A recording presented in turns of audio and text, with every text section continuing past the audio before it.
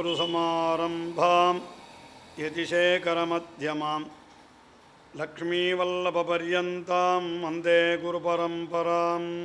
எந்த ஒரு வார்த்தையாக இருந்தாலும் சொல்ல வேண்டிய இடத்துல இருந்து சொல்லணும். அது நான் பண்ணி விட்றேன் அப்படின்னு ஒரு வார்த்தை சாமானியமாக ஒரு மந்திரியானவர் சொன்னாக்கா அதுக்கு மதிப்பு கிடையாது.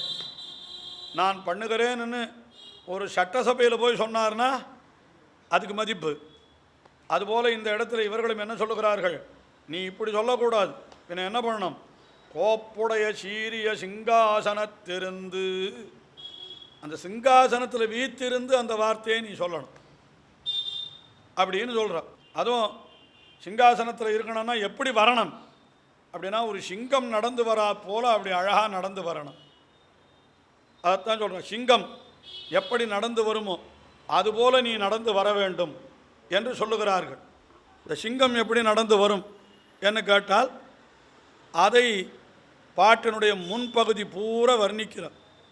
ஆண்டாள் சிங்கத்தை போய் எங்கே பார்த்தான் சொல்கிறார், பெரியாழ்வாருடைய திருக்குமாரியாய் பிராமணியாய் பிறந்து வைத்தே சிங்கத்தின் நடைகளை ஆராய்வதே. என்ன ஆச்சரியம், சிங்கத்தை போய் இவளை எங்கே பார்த்தாள்? அந்த காலத்தில் ஜூவெல்லாம் உண்டா தெரியலை நமக்கு. பெரியாழ்வார் காலத்தில் ஜூவெல்லாம் உண்டான்னு தெரியலை நமக்கு. இருந்தால் கூட அவளை எப்படி போய் பார்த்துருப்பாள். இப்போவே காலம் மாறி போயிடுது. ஒரு வேடிக்கை சொன்னேன் ஒரு இடத்துல, காலம் தலைக்கீழாக போயிடுத்துன்னு நான் என்ன புரியலையே அப்படின்னு உண்மையாக நினச்சிருந்தார். ஒருத்தர் அனுப்பிச்சிருந்தார். உண்மையாக இப்போ எல்லாமே நாம் தான் ரொம்ப அதிருஷ்டசாலி. என்ன அதிருஷ்டசாலின்னா எல்லாம் தலைகீழாக மாறுறத பார்த்துட்டுருக்கோம். கார்டு கவர் போஸ்ட்டு அத்தையும் பார்த்தோம், அது மொத்தமாக ஒழிஞ்சு போய் இன்றைக்கி வேறு ஏதோ ஒரு முறையில் வந்திருக்கு. இத்தையும் பார்க்குறோம். எத்தனை விஞ்ஞான முன்னேற்றங்கள் நாம் பார்த்துட்டுருக்கோம், யோஜனை பண்ணி பாருங்கள் இல்லையா. இதுக்கு தியேட்டருக்கு போய் உட்காந்து ட்ராமா பார்த்த நாளும் உண்டு. வீட்டு உள்ளேயே உட்காந்து, தியேட்டரே இப்போ அழிஞ்சு போய் வீட்டு உள்ளேயே உட்காந்து பார்க்குற நாளும் வந்துடுச்சு எல்லாம். அதாவது இந்த டிரான்சிஷன்றால அந்த மாறுதல் அத்தையும் இப்போ இருக்கிற ஜனங்களுக்கு பழசு தெரியாது, ரொம்ப நாளைக்கு முன்னால் இருந்தவாளுக்கு புதுசு தெரியாது. இப்போ நமக்கு பழசு புதுசு ரெண்டும் நாம் பார்க்குறோம். நமக்குத்தான் இந்த மாதிரியான ஒரு வாய்ப்பு கிட்டியது. ரொம்ப நாளைக்கு முன்னால் இருந்தவாருக்கு டெலிஃபோனே தெரியாது. நாம் டெலிஃபோனையும் பார்த்துட்டோம், செல்ஃபோனையும் பார்த்துட்டோம். எத்தனை பார்க்குறோம் பாருங்கள். அதனால் இப்போது விஞ்ஞான முன்னேற்றத்தில் பழமை புதுமை ரெண்டுத்தையும் பார்க்கக்கூடிய ஒரு என்ன காரணம் அப்படின்னு கேட்டால், நம்ம 2 நூற்றாண்டில் இருக்கோமா அதில் எழுதியிருக்கார் ஒருத்தர். வாஸ்தவமாக கீழே 19ஆவது நூற்றாண்டுலேயும் இதாவது 20ஆவது நூற்றாண்டுலேயும் இருந்தோம். இப்போ 21ஆவது நூற்றாண்டில் இருக்கோம். 20ஆவது நூற்றாண்டுனா என்ன, 1900லேருந்து 2000க்குள்ளே பிறந்தவா. இப்போ 2000க்கு முன்னால் பிறந்தவா அந்த நூற்றாண்டுலேயும் இருந்தாச்சு, இப்போ இந்த நூற்றாண்டுலேயும் இருந்தாச்சு. இதில் எத்தனையோ மாறுதல் பார்த்துட்டு வரும். அந்த மாறுதலில் ஒரு வேடிக்கை சொன்னேன்னா என்னென்னா, நாங்கள்லாம் சின்ன குழந்தையாக இருக்குச்சு எங்களை ஸ்கூலில் எக்ஸ்கர்ஷன் அழிச்சுட்டு போவோம். அப்போ ஜூவுக்கு அழிச்சுட்டு போவோம். என்ன மிருகக்காட்சி சாலையா, அதுக்கு அழிச்சுட்டு போவோம். அங்கே போனால் மிருகங்களெல்லாம் கூண்டில் அடித்து வச்சுருப்போம். நாம் வெளியில் அப்படியே பார்த்துட்டு வருவோம். இதுதானே நாம் பார்த்தது. ஆனால் இப்போ என்ன பண்ணுறான்னு கேட்டால், அப்படி கூண்டில் அடிச்சு வைக்கக்கூடாது மிருகத்தை, அதுகளை தெரிய விட்டுட்டு இவாளை கூண்டில் அடித்து வச்சுட்றேன். யார் மனுஷால எங்காவது குழந்தை போச்சு, நீ எப்படி பார்த்தேன்னு கேட்டால், எங்களை ஒரு கூண்டில் அடித்து வச்சுட்டா அந்த கூண்டு வண்டியில் போச்சு, அதுக்கெல்லாம் தெரிஞ்சுட்டு இருக்கிறத பார்த்தோம். நான் பார்க்கச்சே நான் தெரிஞ்சுட்டு இருந்தேன், அது கூண்டில் இருந்தது. இப்போ பார்க்குறவா அது தெரியறது நாம் கூண்டில் இருக்கோம். எல்லாம் தலைக்கீழ மாறி போயிடுதா. இந்த மாதிரி எல்லாம் மாறி போயிடுது. இதில் ஆண்டாள் எத்தை பார்த்தா தெரியலை. எப்படி வர்ணிக்கிறா பாருங்கள். அந்த சிங்கத்தை முதலில் வர்ணித்து, அந்த சிங்கம் எப்படி இருக்கிறதோ அதுபோல் எம்பெருமான் இருக்க வேணும், நடை நடக்க வேணும். இந்த சிங்கத்தினுடைய நடையினால் அதற்கு ஒரு கம்பீரம் சொல்லப்பட்டிருக்கிறது. சக்கரவர்த்தி திருமகனுடைய நடையை வர்ணிக்கிற வால்மீகி முனிவர் கஜசிம்மகதி வீரோ ஷார்தூல விஷபோபமௌ என்று 4 விதமான நடை சொல்கிறார் ராமபிரானுக்கு. கஜசிம்ம கதி வீரோ, கஜகதி சிம்மகதி. 2 கதி சொன்னார். முதல்ல கஜகத்தினா யானையுடைய நடை, யானையினுடைய நடை. அடுத்தது சிங்கத்தினுடைய நடை, அப்புறம் புலியினுடைய நடை, அப்புறம் எருதனுடைய நடை. 4 நடை சொல்கிறார். சார்தூல விஷபோபமௌ, சார்தூலன்னா புலி, விஷபன்னா எருது. அது அழகிமணவாள பெருமாள் நாயனார் திருப்பாவினுடைய 6000 அப்படி வியாக்கியானத்தில் காட்டுகிற பொழுது யானையினுடைய கம்பீரமும், சிங்கத்தினுடைய சிவிட்கும், புலியினுடைய உரட்டும், எருதனுடைய மிடுக்கும் என்ன, இப்படி ஒவ்வொன்றுத்துக்கும் ஒரு சப்தத்தை பிரயோகம் பண்ணினார். சுவாமி உரட்டுன்னா என்ன, மிடுக்குன்னா என்ன அப்படி கேட்டால் எல்லாத்துக்கும் ஒரே அர்த்தம் தானா? தனித்தனியாக அர்த்தம் வியாக்கியானத்தில் எடுத்து பார்க்கணும். அந்த மாதிரி ஒன்றொன்றுக்கு ஒன்றொன்று. யானையினுடைய நடை போலேன்னா அது ஒரு அழகு, சிங்கத்தினுடைய நடை என்னால் அது ஒரு அழகு, புலியினுடைய நடை என்னால் அது ஒரு அழகு, எருதனுடைய நடை என்னால் அது ஒரு அழகு. எல்லா அழகும் அந்த எம்பெருமானுடைய நடையில் இருக்கும். அது இவையெல்லாம் நமக்கு நம்பெருமாள் பக்கலிலே காணலாம் என்று வியாக்கியானத்தில் ரொம்ப அழகாக சொல்கிறார். நம்பெருமாள் திருவரங்கத்தில் இருக்கிற பெரிய கோவில், அங்கே இருக்கிற பெருமாள் இடத்துல போனால் அவள் அந்த நடையெல்லாம் காட்டுவாள். பெருமாள் எழுந்துகிற பொழுது நடையழகர் நம்பெருமாள்னே பேர் அவருக்கு. ரொம்ப அழகாக இந்த நடையை பற்றின ஐதீகங்களெல்லாம் உண்டு. யாரோ ஒரு ஸ்ரீ வைஷ்ணவராக இருக்கணும், நான் அப்படி தான் நினைக்கிறேன். ஏன்னா வியாக்கியானத்தில் வடக்கினின்றும் போரப்பாடவல்லான் ஒருவன், வியாக்கியானத்தினுடைய ஐதீகத்தில் அப்படி எழுதி வச்சு விட்ருக்கா. வடக்கேந்து வந்தானா ஒருத்தன், நன்னா போற பாடவல்லான்னு சொல்கிறார். ரொம்ப அழகாக பாடக்கூடியவர். அப்படி வந்தார், வெளியூர்லேருந்து பெருமாளை சேவிக்கணும்னு வந்தார். வந்த அன்றைக்கி என்ன ஆகிடுது, இவருடைய நடையெல்லாம் முடிஞ்சு போயிடுது. நடை முடித்து போய்விட்டது. ஐயோ அவ்வளோ தூரத்துலேருந்து வந்தோம், நடையழக சேவிக்க முடியலையேன்னு கொஞ்சம் துக்கம் அவருக்கு. உடனே அரையர் சுவாமி அழைச்சிட்டு போனார். எம்பெருமான் முன்னால் நிற்க வைத்தார். நிற்க வைத்து விட்டு இவர் என்ன பண்ணினார், பெருமாளை ஸ்தோத்திரம் பண்ண ஆரம்பிச்சுட்டார் அரையர் சுவாமி. பொய்கையாறு பரவும் பெருமாள், பூதத்தார் போத்தும் பெருமாள், பெயாழ்வார் பாடும் பெருமாள், பத்திசாரன் போத்தும் பெருமாள் என்ன அப்படியே எம்பெருமானை கொண்டாடிகிட்டே இருந்தார். உடனே அரையர் சுவாமியை பார்த்து எம்பெருமான் காட்டானான். என்ன சுவாமி வேணும், என்ன கொண்டாடுறீர், என்ன விஷயம்? இல்லை உங்களுடைய நடையழக சேவிக்கணும்னு ரொம்ப தூரத்துலேருந்து நடந்து வந்திருக்கார் இவர், ஆனால் நடையழகு முடிஞ்சு போட்டுன்னு சொல்கிறாளே அப்படின்னாலாம். உடனே அருளப்பாடிட்டார். அர்ச்சகருக்கு நியமனம் சாதிச்சார். ஏழை பண்ணுறவா வந்தா உடனே ஒரு 4 அடி நடையழகு காட்டினாராம் பெருமாள். எங்கே இந்த திருப்புன்னை அடிக்கீழ் இருந்து அவ்வளோ தூரம் நடையழகு நடந்தார். நடந்து விட்டு என்ன சொன்னாராம், அவன் நடந்த தூரத்திற்கு நாம் நடந்த தூரம் போருமோ? என்ன அர்த்தம், என்னை சேவிக்கணும்னு எவ்வளோ தூரத்துலேருந்து வந்திருக்கானவன், அவனுக்கு போய் நான் நடந்த 4 அடி போருமான்னு கேட்டார்னு சொல்லலாம், போருமான்னு சொன்னார்னு சொல்லலாம், போராது என்ன சொன்னார்னு சொல்லலாம். அப்படி ஒரு ஐதீகம் அற்புதமாக காட்டி வச்சுருக்கா. அதில் அடியன் ஒரு திருத்தம் மட்டும் காட்டியிருக்கேன். என்ன திருத்தம் என்னால், வடக்கிலிருந்து போகிற பாடவல்லான்னு சொல்லிவிட்டார். இந்த வடக்கிலிருந்து போகிற பாடவல்லான்றது யார் அப்படின்னா, நான் வடதேசத்துலேருந்து யாராவது இந்துஸ்தானி பாடுறவனா அந்த அர்த்தம் சொல்லணும்னு அவசியம் இல்லைன்றது என்னுடைய அபிப்பிராயம். ஏனென்றால் திருவரங்கத்திற்கு வடக்கு எது அப்படின்னா நம்ம திவ்ய தேசம்தான். இதெல்லாம் நாம் இருக்கிற இடமே வடக்கு தான். திருவரங்கம் தெற்கில் இருக்குது. என்ன விஷயம்னா, இந்த பக்கத்தில் இருக்கிறவெல்லாம் திவ்ய பிரபந்தங்களை ரொம்ப அற்புதமாக சேவிப்பாள். தொண்டை மண்டலம்னு பேர். காஞ்சிபுரம் மற்றும் திருவல்லிக்கேணி இந்த மாதிரி திவ்ய தேசங்களில் இருக்கிறவாளெல்லாம் ரொம்ப அழகாக எம்பெருமானுடைய பாசுரங்களை சேவிப்பாள். அதனால் ஒரு வேளை வடக்கே நின்றும் போற பாடவல்லான்ங்கிறது தொண்ட மண்டலத்திலேருந்து யாராவது அத்தியாபகர்கள் போயிருக்கணும். அவள் பொதுவாக வடக்கிலிருந்து பாடவல்லான்னா யாரோ வடக்கேந்து ஒரு சங்கீத வித்வான் வந்தான்னு விளக்கம் எழுதி வச்சுடுவாள். எனக்கு அப்படி தோணும், வெறும் சங்கீதத்துக்கோ இல்லை வடக்கேந்து வந்தார்னா படே குலாம் அலி கான் அப்படின்ற பேர்லாம் சொல்கிறாள். அந்த மாதிரி யாரோ ஒருத்தருக்கா இதெல்லாம் பண்ணியிருப்பார் பெருமாள். அப்படி பண்ணியிருக்க மாட்டார். ஆருக்கு பாடியிருப்பார், திவ்ய பிரபந்தத்தை பாடுகிறவர், ரொம்ப அழகாக நன்னா பாடக்கூடியவர் வந்திருப்பார். அவருக்கு இந்த மாதிரி பண்ணி காட்டியிருப்பார்னு அந்த திருத்தம் மட்டும் அடியனுடைய விளக்க உரையில் எழுதியிருக்கிறேன். வடக்கினின்றும் இந்த நடையழகு என்னால் அது நம்பெருமாளுக்கு உண்டு. அதை சேவிக்கணும்னு பல திக்குகளிலிருந்து போய் அந்த பெருமாளை சேவிச்சுட்டு வரான்னெல்லாம் நாம் சரித்திரங்கள் பார்க்கிறோம். அதனால் இப்போ அந்த நடையழகை சேவிக்கணும்னு ஆசைப்படுறா. இவன் இத்தனை நாள் எம்பெருமானுடைய கிடையழகு சேவித்தாகிவிட்டது. அவன் சயனித்து கொண்டிருக்கிற நிலை அது முடிந்து விட்டது. அடுத்தபடியாக இப்போ நடையழகு அது எப்படி சேவிக்கிறா பாருங்கள். அந்த நடையழகுனா எப்படி வரணும் அப்படின்னா, மாரி மலை முழஞ்சில் மன்னி கிடந்துறங்கும் சீரிய சிங்கம் அறிவுத்து தீவிழித்து வேரிமயிர் பொங்கா எப்பாடும் பேர்ந்து உதறி மூறி நிமிர்ந்து முழங்கி புறப்பட்டு போதருமா போலே. இவ்வளவு சிங்கத்தை சொல்கிறது.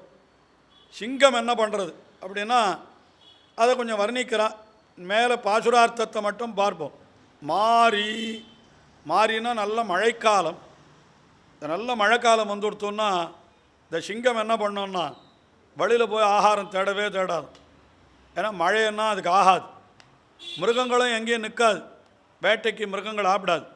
அதனால் என்ன பண்ணோன்னா மழை காலம் வரத்துக்கு முன்னாடியே அது என்ன பண்ணோம், அந்த தனக்கு வேண்டிய ஆகாரங்களை கொண்டு போய் சேர்த்து வச்சுன்னுடுமா. தன்னுடைய குகையில் கொண்டு போய் வச்சுன்னுடுமா. மலை முழஞ்சு என்னால் குகை. அந்த குகையில் போய் அந்த சிங்கம் படுத்துட்டு கொடுத்தோன்னா அது என்ன பண்ணோன்னா மன்னி கிடந்து உறங்கும், நன்றாக பொருந்தி கிடந்து தூங்கும்னு அர்த்தம். இந்த சிங்கன்றது கொஞ்சம் ரொம்ப சோம்பேறின்னு சொல்கிறேன்.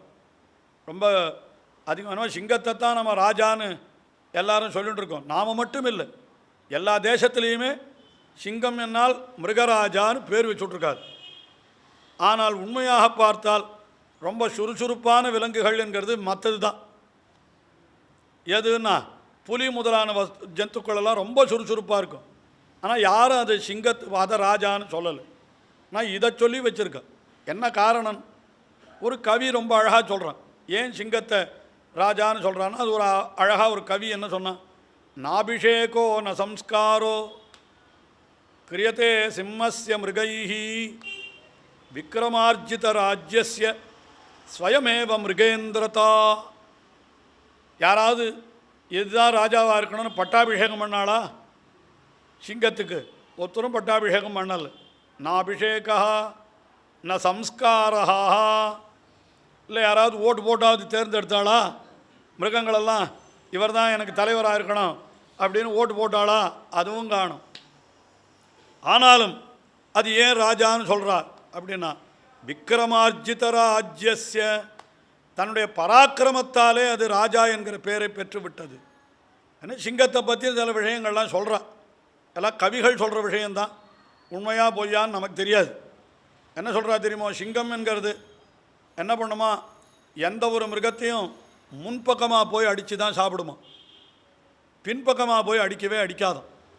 அதுக்கு அந்த மாதிரி கிடையாது. அதாவது நேர் யுத்தம் பண்ணணும், ஏமாற்றி யுத்தம் பண்ணக்கூடாது. அது ஒரு பராக்கிரமம். அதுக்கு ஒரு யானை என்றால் கூட யானையினுடைய முன்பக்கமாக போய் அதனுடைய துதிக்கையே பிடித்து கொண்டு தலைமையில் ஏறி உட்காண்டு மத்தகத்தை பழக்குமா. அவ்வளோ வீரம் அதுக்கு. அது ஒரு விஷயம். ரெண்டாவது விஷயம் என்ன சொல்கிறான்னா, இன்னொருத்தர் அடித்து கீழே விழுந்த தான் சாப்பிடாது, தானே வேட்டையாடித்தான் சாப்பிடுமா.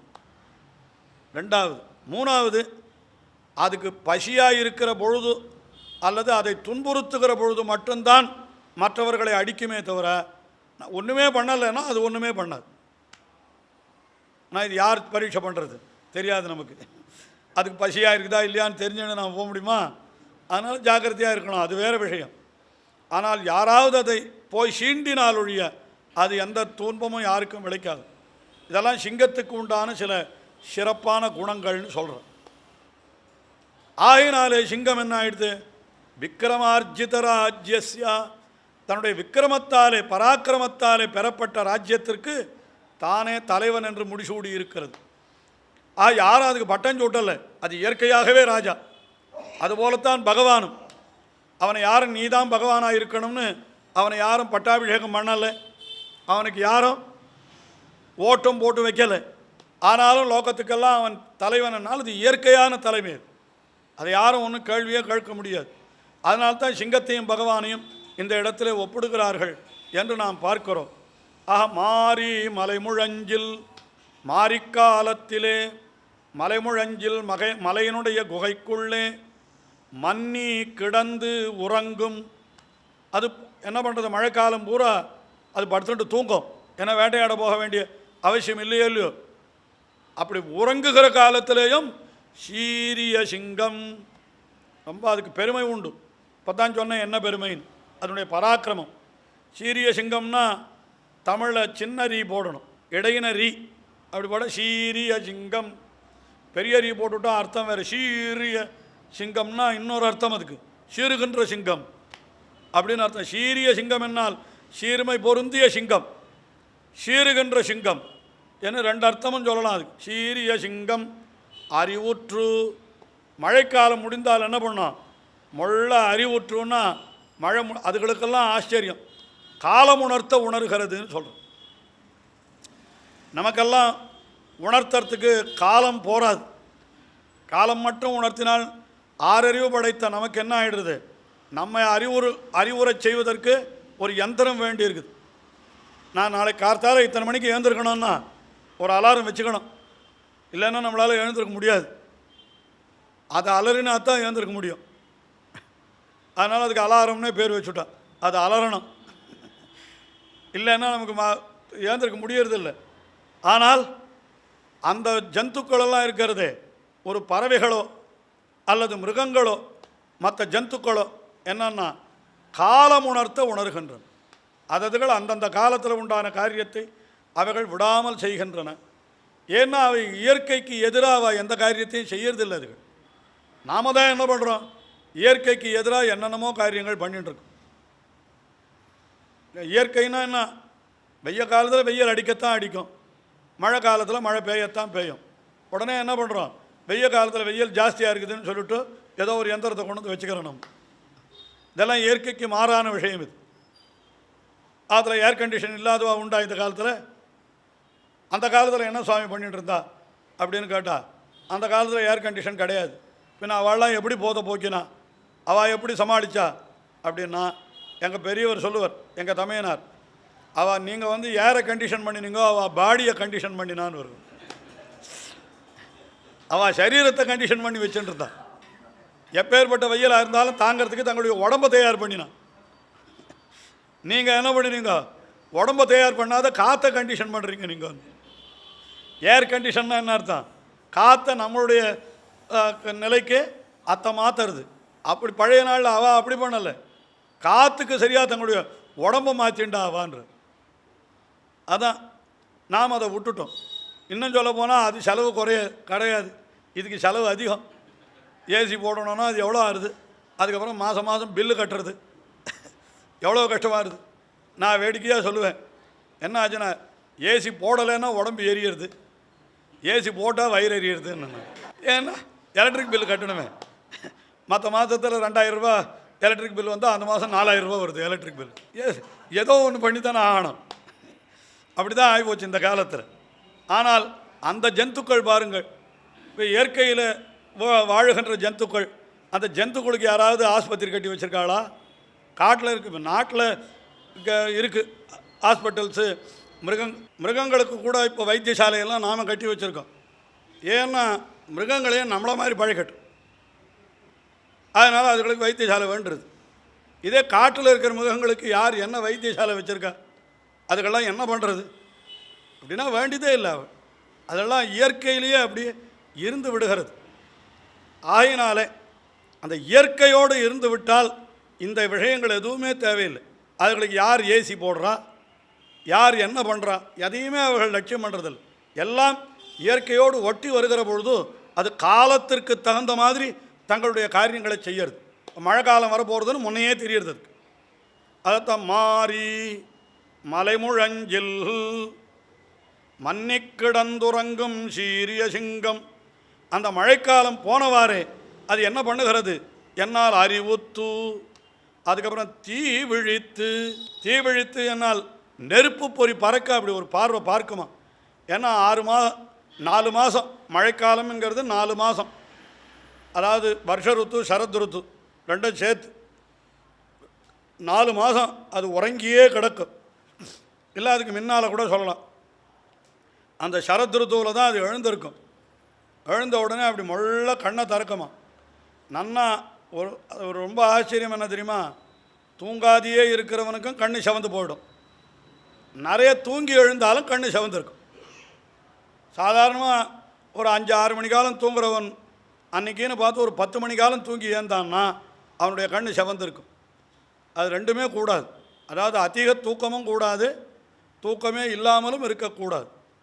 இப்போ இதுக்கு என்ன ஆகிடும்னு கேட்டால், சிங்கத்துக்கு அது நிறைய 2 மாதம் 3 மாதம் அந்த மழைக்காலம் முழுவதும் அது உறங்கி கிடக்கிறபடியினாலே அப்படி கண்ணை திறக்கச்சியே அது ஜவ ஜவ ஜவ ஜவான்னு இருக்குமா. அதைத்தான் தீ விழித்து, அது அப்படியே நெருப்பு கோலம் போல் தெரியுமா கண் அதுக்கு, சிங்கத்திற்கு.